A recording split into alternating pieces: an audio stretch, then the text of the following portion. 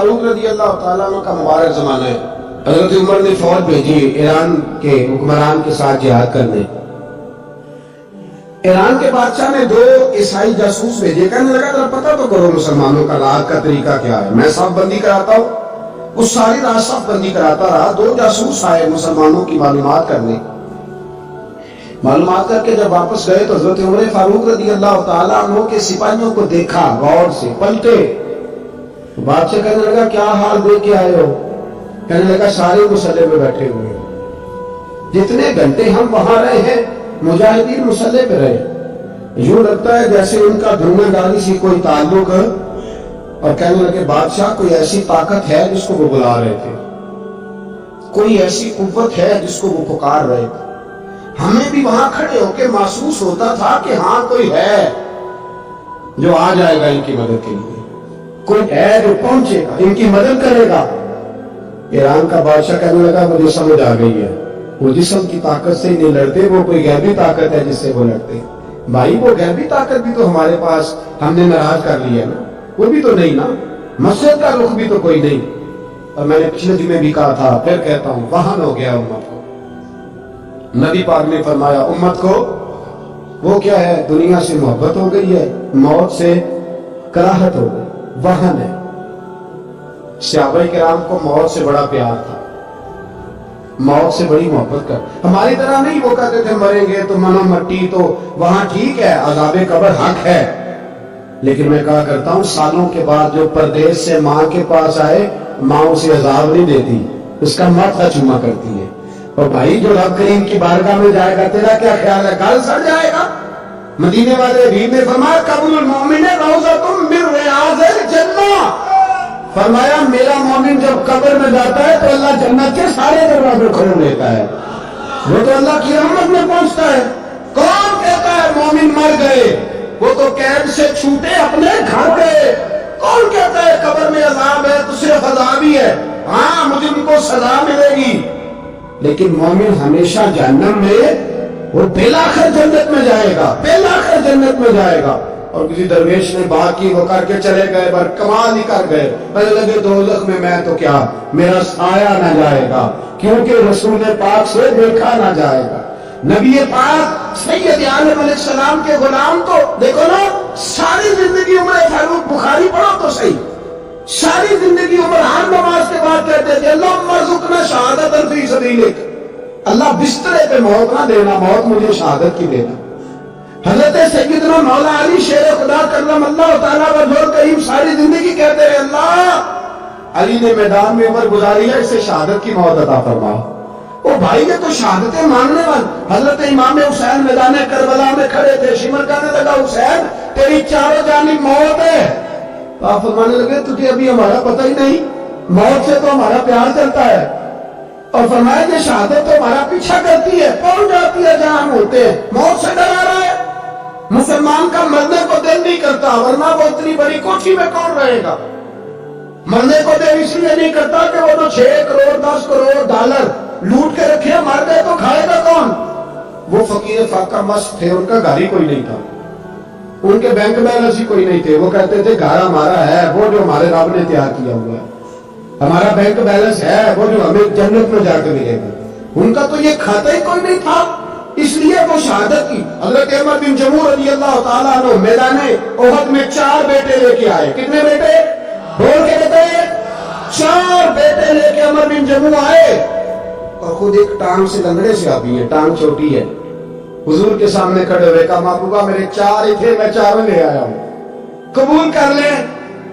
تو حضور نے فرمایا تو کیوں تلوار اڑے آیا ہے, یہ تو نے کیوں گلے میں اسلحہ ڈالا ہوا ہے. کہا یا رسول اللہ میں نے بھی تو جانا ہے نا. تو حضور نے فرمایا 4 بیٹے جو ہیں. حضرت عمر بن جموع نے بات کی, صحابہ کہتے ہیں اللہ وہ سے مسکرا رہے تھے, آنکھوں سے رو رہے تھے. کیا عجیب انداز ہے. حضور نے فرمایا عمر 4 بیٹے جو آ گئے تو تو رہنے دے. حضرت عمر رو پڑے, کہنے لگے محبوبہ کیا لنگڑے جنت میں نہیں جائیں گے. کیا حضور میں لنگڑا ہوں تو میرے لیے جنت کوئی نہیں. میرے حبیب پاک سید عالم صلی اللہ علیہ وسلم نے فرمایا عمر تو ضرور جنت میں جائے گا. کماؤں پھر بچے بعد میں جائیں گے, میں پہلے میدان میں جاؤں گا. ایک بی بی 4 بیٹے لے کے آئی احد میں, کہا محبوبہ کل کمائی تھی میں لے آئی ہوں, میرے پاس کوئی اور شے ہوتی تو میں بچا کے نہ رکھتی، بیٹے دے کے نا حاضری لگوا کے تو واپس دروازے پہ لے گئی۔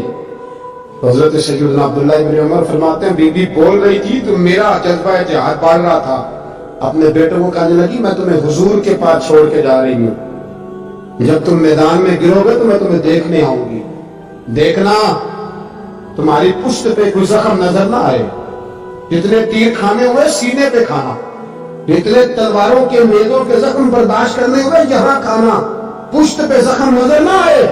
حضرت عبداللہ ابن عمر فرماتے ہو بی بی کی گفتگو میرا جذبہ جہاد بڑھا رہی تھی۔ ایک بی بی 3 سال کا 4 سال کا بیٹا لیے رو رہی ہے، عہد کا دن ہے، سہیلیاں پوچھتی ہیں تو کیوں روتی ہے؟ وہ کہتی ہے دیکھو میرا خامد بھی بدر میں شہید ہو گیا، بھائی اور باپ بھی، دل کرتا ہے کوئی جوان بیٹا ہوتا تو آج مصطفیٰ کے ساتھ اسے ہی بھیج دیتی، کوئی جوان میرے پاس ہے ہی 3 سال کا تو کیا کروں، 3-4 سال کا بچہ کیا کرے گا؟ پتہ نہیں کیا دلیل آئی، اچانک اٹھی، بیٹے کو سینے سے لگایا، کپڑا ڈالا، مسجد نبوی پہنچ گئی۔ حضرت بلال کہتے ہیں مجھے ملی، میں نے کہا بلال مجھے پتہ ہے حضور تیاری کرا رہے ہیں جان کی، پر 2 منٹ اگر میری ملاقات ہو جائے۔ بلال حبشی کہنے لگے حضور ہم ایک بی بی ضد کر رہی ہے۔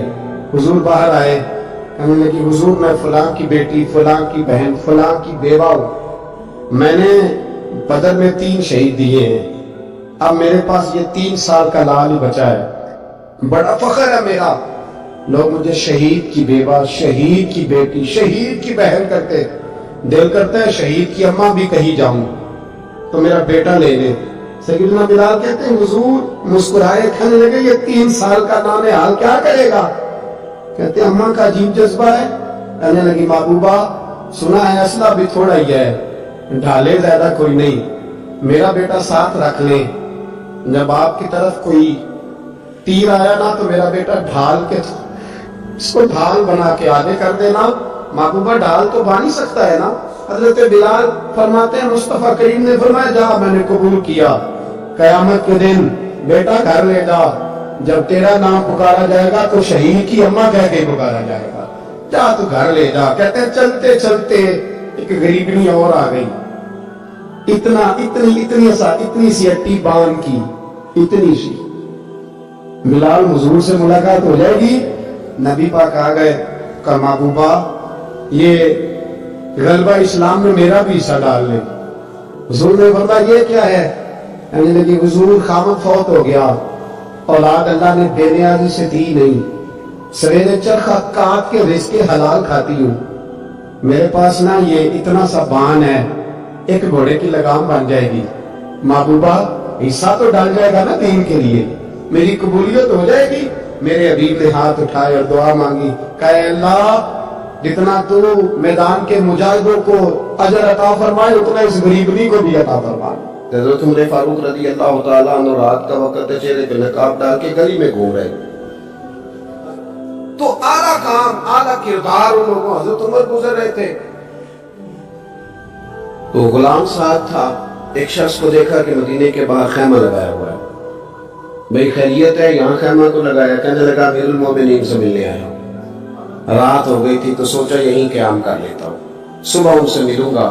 تو فرمایا اندر کسی کے درد سے کراہنے کی آواز آتی ہے، کہنے لگا میری بیوی ہے اور بچے کی ولادت کا وقت آ گیا، تکلیف میں۔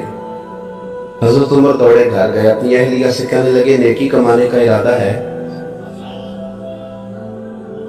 اس نے کہا ہے، مقصود سمجھ گئے تھے نا وہ لوگ، بالکل ہے۔ فرمایا کہ ضرورت کی چیزیں ولادت کے وقت ہوتی ہیں، لے لیں، کچھ گھی لے لیا، کچھ چنے لے لیے، کچھ ضرورت کی چیزیں لے لی، خاتون کو ساتھ لیا۔ یہ خاتون اول کی بات کر رہا ہوں میں خاتون اول کی بات کر رہا ہوں۔ حضرت فاروق اعظم رضی اللہ تعالیٰ عنہ امیر المومنین ہے۔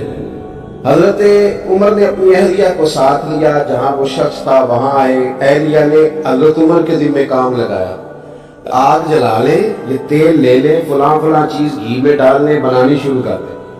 فاروق اعظم نے ہاتھ کے اندر پکڑا ہوا برتن، چمچہ، ڈوئی بھی آگ لے گئے، پنجابی ہے نا، تو وہ کام کر رہے ہیں، چلا رہے، آگ جلا رہے، خاتون اندر ڈیوٹی کر گئی۔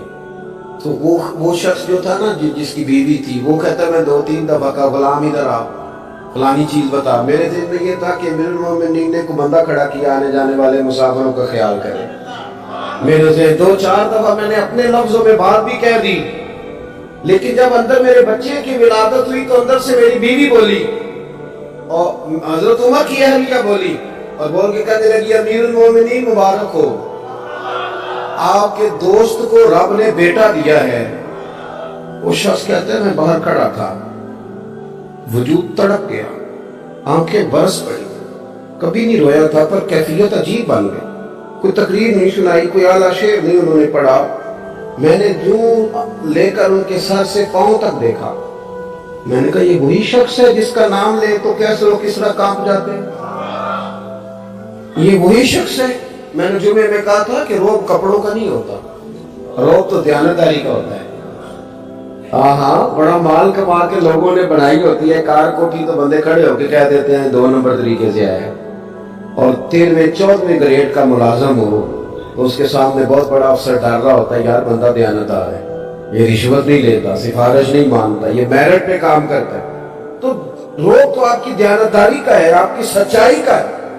اپنی زندگی میں جو لوگ مقصد سمجھ گئے، مقاصد پا گئے، کچھ کر گئے، ہم ذرا الجھ گئے ہیں. پہلے اتنا شاندار مکان بناتے ہیں، پھر مرنے کو کس کا دل چاہے. اتنی محنت کر کے جو ہے وہ کوٹھی بنائی ہے تو اب چھوڑ کے کون جائے.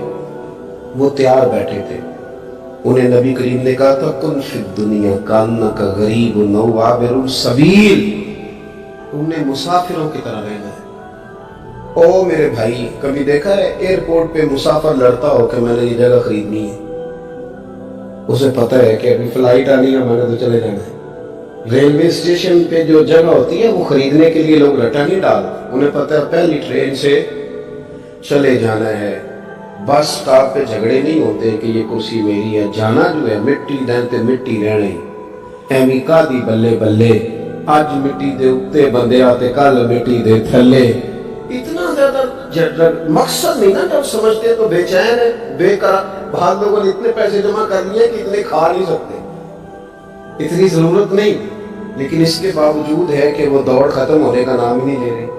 حضرت صدیق اکبر رضی اللہ تعالیٰ عنہ امیر المومنین ہے. بادشاہوں کے بڑے بات ہوتی ہے. ہمارے ملک میں ایسے بھی بادشاہ گزرے ہیں کہ جو سفر پہ جاتے تھے تو خانسا میں بھی لے جاتے تھے، باورچیوں کو بھی لے کے جاتے تھے کہ کھانا میری مرضی کا ہونا چاہیے. حضرت ابوبکر صدیق نے پانی مانگا، امیر المومنین، تو صحابہ نے نہ شہد ملا پانی پیش کیا. کوئی اتنی لمبی بات تو نہیں، لیکن صدیق پر رو ہی پڑے، اور اتنا روئے کہ ہچکیاں بن گئے. لوگ کہتے ہیں پتہ نہیں تھا کس بات پہ رو رہے ہیں، پر ہم بھی رو پڑے. حضور آپ کیوں روتے ہیں؟ تو آپ فرمانے لگے یار مجھے آسانیوں میں مبتلا کرنے لگے ہو، مجھے دنیا کی لذات میں الجھانے لگے ہو. میں حضور کی بارگاہ میں بیٹھا تھا، اللہ کے رسول فرما رہے تھے پیچھے ہٹ جا، پیچھے ہٹ جا، پیچھے ہٹ جا. میں نے پوچھا حضور آپ کس کو کہہ رہے ہیں؟ حضور فرمانے لگے دنیا میرے پاس آئی تھی، وہ قریب کرنا چاہتی تھی مجھے، تو میں نے اسے کہا پیچھے ہٹ جا، میرے نیڑے نہ آنا، دور ہٹ جا. وہ ہٹ تو گئی ہے پر جاتی دفعہ کہہ گئی ہے سونے آپ تو بچ گئے ہیں پر آپ کے بعد والے کیسے بچیں؟ تو مجھے سینے سے لگا لے، گلے سے لگا لے، مقصد اپنا سمجھے، اعمال کا حسن پیدا کرے. اگر انسان کا مقصود مال کمانا ہے تو اگر مال مل گیا تو اس کے بعد پھر کیا کرے گا؟ کسی نے طے کر لیا تھا کہ بہت بڑی گاڑی اور بہت بڑا بنگلہ مجھے چاہیے، تو وہ بنگلہ اسے مل گیا، گاڑی آ گئی. اب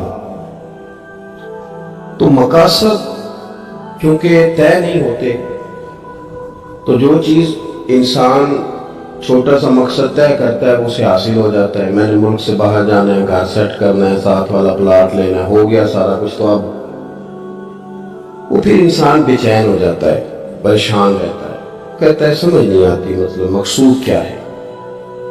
اللہ تبارک و تعالیٰ نے تو ایک تنکا بے مقصد پیدا نہیں کیا. اتنا سونا انسان کیسے بے مقصد پیدا کر؟ تو رب کریم نے ہمیں بتایا کہ مقصد تو تمہارا ہے. مقصد ہے الذی خلق الموت والحیات لیبلوکم ایکم احسن عملا. اس نے موت اور حیات اس لیے پیدا کی ہے تاکہ پتہ چلے تمہیں اچھے عمل کون کرتا ہے. تم کس قدر زیادہ اپنے رب کی عبادت کرتے ہو، کس قدر زیادہ حسن اخلاق کا مظاہرہ کرتے ہو، کس قدر زیادہ لوگوں کی خدمت کرتے ہو، کس قدر زیادہ تم دین کی تبلیغ میں، اشاعت میں، ابلاغ میں، ترویج میں کردار ادا کرتے ہو۔ بامقصد تمہیں بنایا، بامقصد اچھا ترین عمل تم میں سے کون کرتا ہے؟ اس لیے موت اور حیات پیدا کی تھی کہ تم نے ستھرے سے ستھرے اعمال، بہتر سے بہتر کردار، اعلیٰ سے اعلیٰ تمہارا انداز زندگی۔ دیکھیں، ہم نے لوگوں کے ساتھ مل کے رہنا ہوتا ہے، بہت ساری چیزیں ایسی ہوتی ہیں کہ جو تکلیف کا سامان بنتی ہیں۔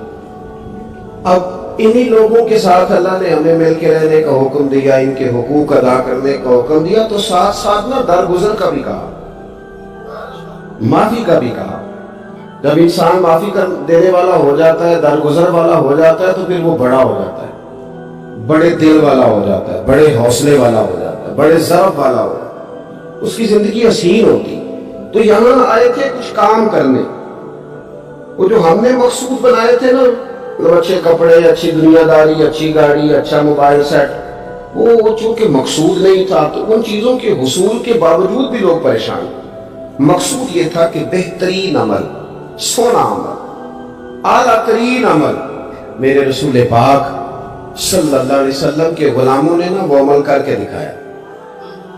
اعلیٰ ترین مزاج رکھتے تھے اور اعلیٰ ترین خدمت، یعنی لوگ ان کا کردار دیکھ کے نا، کردار اور عمل دیکھ کے، ہم تو لمبی تقریریں کرتے ہیں، باتیں کرتے ہیں، بڑا کچھ بتانا پڑتا ہے، لیکن وہ بس تھوڑا سا نا لوگ ان کے پاس اٹھتے بیٹھتے تھے، آتے جاتے، اتنی دوڑ ہے کہ آگے بڑھ کے اور لینا ہے، اور لینا ہے، عالم مزید کا رٹا، سمجھ گئے ہم نا اڑے ہوئے۔ بہت سارے لوگ ایسے ہیں جنہیں صحیح بات کا پتہ چل گیا ہے، وہ فیصلہ کرنے میں دیر کر رہے ہیں، انہیں سمجھ آ گئی ہے کہ بہتر یہی ہے کہ میں وقت پہ مسجد آیا کروں، انہیں سمجھ آ گئی ہے بہتر یہ ہے کہ سویرے اٹھ کے نا واٹس ایپ بعد میں دیکھوں، پہلے قرآن پاک کی زیارت کر لیا کروں۔ سمجھ انہیں ہے، سمجھ ہے کہ باتیں زیادہ کرنے سے بہتر ہے درود و سلام زیادہ پڑھا جائے، پتہ انہیں ہے، فیصلہ نہیں کر رہے، ارادہ نہیں بنا رہے، توجہ نہیں کر رہے۔ جب بہت زیادہ بندہ دنیا داری میں الجھ جاتا ہے نا، بہت زیادہ آسانیاں تو بندے کو جینے نہیں دیتی۔ پہلے انسان کہتا ہے کہ موٹر سائیکل ہو جائے نا تو چلو سفر آسان ہوگا، پھر موٹر سائیکل کہتا ہے ٹائر 2 ہیں، 4 ٹائروں والی ہونا، چلو مہران ہی ہو جائے خیر ہے، لیکن مہران میں بیٹھتے ہی اسے خیال آتا ہے کہ اس کی تو سیٹیں تنگ ہیں، پھر اس سے بڑی گاڑی چاہیے۔ یہ روز دور ہے، بان فقیروں کسے نہیں ماریا، اے ہوئی چور اندر دا، یہ دوڑ ہے، یہ ختم۔ حضرت ابوبکر صدیق رضی اللہ تعالیٰ عنہ امیر تھے، ہمیں تو نہ جی ایک سے ایک کھانا، اور آج یہ نہیں کھانا، آج میری مرضی کا کھانا، یہ میری مرضی کا، یہ میرے بچے کی مرضی کا، یہ فلانے کی مرضی کا، وہ خواہشات کا انبار، اور نفس بچے کی طرح ہوتا ہے، خواہش پوری کرو تو فوراً ہی دوسری بھی بتا دیتا ہے، دوسری پوری کرو تو تیسری کی بھی خبر دے دیتا ہے۔ ہم نا کیونکہ الجھ جاتے ہیں، پھر وہ الجھاؤ ہمیں باہر نہیں نکلنے دیتا۔ اگر تھوڑا تھوڑا کر کے، میرا مطلب یہ ہے کہ زندہ رہنے کے لیے روٹی کھانی ہے نا، مثلا روٹی کا لطف کتنی دیر ہوتا ہے، جتنی دیر منہ میں چباتے ہیں، اس کے بعد ختم۔ تو کپڑا تو پہننا تھا بدن چھپانے کی، اس میں وہ کدھر سے آ گئی ساری کہانیاں جو آج بن گئی۔ اور اتنے میں نے عجیب و غریب نظام دیکھا ہے کہ نوجوان ہے، اچھا بڑا سیانا آدمی، کپڑے اس نے تازے سلوائے ہیں، اور 99 لوگوں نے کہا صحیح لگ رہا ہے، صرف ایک نے کہا نہیں ٹھیک لگ رہا ہے، وہ پریشان ہو جاتا ہے، کہتا بھی اس کا کچھ کروں۔ کیوں؟ اس لیے کہ یہی سارا مقصود سمجھ لیا ہے، کپڑے پہننا، اسی میں الجھ جانا۔ میں اکثر دوستوں سے کہتا ہوں، میں خود کسی دوسرے کی بات نہیں کرتا، بہت زیادہ عمر نہیں میری، میں خود جایا کرتا تھا، شادی کوئی آ گئی تو 2-3 دن پہلے ابا جی کہتے تھے پرانے جوتے کچھ گنڈوا لا، کچھ پالش کرا لا، توڑے میں ڈال کے جانا موچی کے پاس، اس نے کچھ سیٹ کر دینے۔ اب کہاں رہ گیا جی یہ کام، چھٹی نہیں ہو گئی، اب کون سا ایسا سلسلہ ہے؟ وہ جو کہیں سے کپڑا تھوڑا پھٹ جاتا تھا نا تو اماں اس کو اس طرح پیبند کراتی تھی کہ ڈیزائن بھی بن جاتا تھا اور کام بھی جل جاتا۔ کدھر گیا وہ دور؟ لیکن تکلیف دیکھ لیں آج پہلے سے زیادہ ہے، لڑائی پہلے سے زیادہ ہے، آزمائش پہلے سے زیادہ ہے۔ کیوں؟ جتنی بھی خواہشات آپ بڑھاتے جائیں گے نا مقصد فوت ہوتا جائے گا. جتنی مقصود سفر کرنا ہے، گاڑی دکھانا تو مقصود نہیں ہے، لیکن ہمیں وہ والی گاڑی چاہیے کہ لوگ ایک دفعہ انگلی منہ میں ڈالیں کہ وہ اس گاڑی پہ بیٹھا ہوا ہے. ہم مقصد سے پیچھے ہٹیں گے جب پھر تکلیف میں آئیں گے، پھر آزمائش. زندگی میں ہم نے جو چیزیں مینج کی ہیں وہ ساری دوسروں کے لیے، ہمارے لیے کوئی شے نہیں ہے. ولیمے پہ گئے تاکہ برادری راضی ہو جائے، تعزیت کے لیے گئے تاکہ محلہ راضی ہو جائے، فلانا کام کیا تاکہ لوگ جو ہیں وہ میرے حق میں ہو جائیں. ساری زندگی دوسروں کے لیے جی کے گزار دی، اور آپ نے 99 نیکیاں کی، ایک خامی آئی تو لوگ تو وہ تھے جو پھر بگڑ گئے. بہتر نہیں بندہ رب کو راضی کرے. واللہ ورسولہ احق ان یرضوا، اللہ اس کے رسول کا زیادہ حق ہے کہ انہیں راضی کیا جائے، ان کا زیادہ حق. اپنی زندگی میں معاملات کو ترتیب دیں، ایک مخصوص ذہن بنائیں. اتنا سویرے قرآن شریف پڑھنا ہے، اتنا درود پاک، اور یہ راز ہو ہمارا اور ہمارے رب کا. یہ راز ہو اتنی دیر مصلی پہ بیٹھنا ہے. میرے ایک دوست سے ڈاکٹر صاحب میں بیٹھا تھا تو وہ ایک شخص کو کہہ رہے تھے تیرے دل میں کچھ باتیں ہیں نکال دے تاکہ تیری ٹینشن ریلیز ہو جائے، تیری صحت ٹھیک ہو جائے. تو بندہ کہہ رہا تھا اچھا ٹھیک ہے ڈاکٹر صاحب. تو میں نے کہا کہ اگر آپ اجازت دیں تو ایک بات میں بھی کر لوں. نے کہا آپ بھی کر لیں. تو میں نے کہا ڈاکٹر صاحب کچھ دکھ بڑے ذاتی اور نجی ہوتے ہیں، بندہ کسی کے سامنے کہہ ہی نہیں سکتا. بڑے ذاتی قسم کے ہوتے ہیں. وہ آپ کسی کے سامنے اتنا مرضی کوئی قریبی ہو، وہ بندے کی اپنی اندر کی کچھ ایسی تکلیفیں ہوتی ہیں اندر کی. آدم گنڈا دے وچ گنڈا 10 کیڑی کھولا. بڑے مسئلے ہوتے ہیں، آپ کیسے بیان کر سکتے ہیں، سوال ہی نہیں پیدا ہوتا. تو کہنے لگا پیر صاحب حال تو ہوگا نا. میں نے کہا بالکل ہے. ہمیں ہمارے دین نے دعا سکھائی ہے، جو کسی سے نہیں کہہ سکتے وہ اپنے رب سے کہہ دو. اللہ کے حضور عرض کر دو، کشکول طرف دراز کر کے کہہ دو مالک یہاں پریشان ہوں. وہ بڑا کریم ہے، عطا بھی کرے گا اور پردہ پوشی بھی فرمائے گا. اپنے اللہ کے ساتھ اپنا تعلق مضبوط کریں. اپنی زندگی میں حسن اعمال کا پیدا کریں. اعمال کا، کہانیوں کا نہیں، باتوں کا نہیں، تصویروں کا نہیں، نئی سے نئی پکچر کا نہیں، اعمال کا. اور خوبصورت ترین طریقہ ہو. دیکھیں نا مشکل سے بھی تو نماز پڑھنی ہے نا. سویرے ابا بڑے غصے میں تھے تو پھر مجھے اٹھنا ہی پڑا، تو اس طرح بھی تو پڑھنی ہے. تو اگر بندہ ذوق سے اٹھے اور ذرا سونا کر کے وضو کرے اور ذرا صحیح کر کے مصلی بچھائے اور سجدہ کرے تو ذرا ذوق سے کرے. مجھے سوز دے، مجھے ساز دے، مجھے نیم شب کا نیاز دے، دم سجدہ خود کو میں توڑ دوں، مجھے ایسا ذوق نماز دے. اس ذوق کے ساتھ آگے بڑھے. مقاصد جب بندہ سمجھ جاتا ہے نا، مقاصد، پھر اس کے لیے آسانی ہوتی ہے. میں نے عرض کیا تھا زیادہ باتیں نہیں کرنی، مقصود تو ایک پیغام دینا ہے. اب ہم نے جانے والوں کے لیے کیا کرنا ہے؟ ایک تو یہ کہ اپنا مقصد ٹھیک کرنا ہے. جو رخصت ہو گئے اپنے بزرگوں کو نا یاد رکھیں. اصل کام ہے ان کو کھول کے بتائیے. سال کے بعد ختم بڑی اچھی بات ہے، سسماہی ششماہی سہماہی سب ٹھیک ہے. ان کو یاد رکھیں. حضور نہ یاد رکھتے تھے، اپنی والدہ کا ذکر کرتے، اپنے والد کی بات کرتے، اپنے دادا کا ذکر کرتے. اپنے جانب سیدہ خدیجہ الکبریٰ رضی اللہ تعالیٰ عنہ وصال کر گئی تو حضرت عائشہ کہتی ہیں حضور اکثر گھر میں ان کا ذکر کرتے. اپنے بزرگوں کو یاد رکھیں، ان کا ذکر کریں. ان کو نا والد کے لیے نا والد ہونا شرط ہے، پی ایچ ڈی ہونا شرط نہیں. والد کے لیے والد ہونا شرط ہے، مفتی ہونا شرط. والد ان پڑھ بھی ہو تو بچے کو سمجھانے کا سلیقہ سے اللہ اسے عطا کاری دیتا ہے. ماں بالکل ان پڑھ بھی ہو تو بچوں کو سمجھانے کا طریقہ اللہ اسے ان سے سیکھے. میرے والدہ اور والدہ دونوں اپنا نام نہیں لکھ سکتے تھے، تو میں اپنے دوستوں سے کہتا ہوں مجھے کبھی موقع ملے تو میں کئی جلدوں میں کتاب لکھ سکتا ہوں اپنے ماں باپ. اس لیے کہ وہ جو ہمیں سکھا رہے، جو بتا رہے، وہ انہی کا خاصہ تھا. تو اپنے والد، ایک تو جانے والوں کو یاد رکھے، دوسرا ان کے لیے دعا کرے تو درد سے کرے، سونی کر کے کرے، صحیح کر کے کرے، اکیلے بیٹھ کے کرے. دعا کا سب سے زیادہ تعلق آپ کے دل کی آواز کے ساتھ ہوتا ہے. اور جس طرز میں حضور نے ہمیں حدیث سکھائی ہے نا، اس رنگ میں کبھی آپ حدیث کو سیکھیں، سمجھیں نا. حضور فرماتے ہیں جس طرح دریا میں ڈوبنے والا سہارا تلاش کرتا ہے، دریا میں اسے کتنی کو جلدی ہوتی ہے، ہوتے لگ رہے ہوتے ہیں.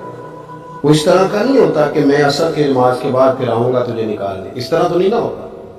دریا میں ڈوبنے والا اس طرح کشتی سہارا تلاش کرتا ہے، حضور فرماتے ہیں اس طرح قبر میں جانے والا دعاؤں کا انتظار کرتا ہے. آپ نے دیر کر دی دعا مانگنے میں، ختم دلانے میں دیر کر دی. خود صبح شام ہمہ وقت دعا. ابھی آپ آیتیں سن رہے تھے سورہ ابراہیم کی، اللہ نے نماز میں رکھ دی ربنا اغفر لی ولوالدی وللمؤمنین یوم یقوم الحساب. ایک تو نے یاد رکھے، خوب دعا کرے، اور دوسرا کوشش کریں کہ وہ جو نیکیاں کرتے تھے وہ نیکیاں بھی جاری رہیں. جن لوگوں سے ان کا اچھا تعلق تھا وہ تعلق بھی قائم رہے. یہ بھی کوشش کریں کہ ان کے لیے صدقات و خیرات کریں، اور قیمتی صدقہ دے. قیمتی، میں بات ختم کرنے لگا ہوں، بس قیمتی صدقہ دے.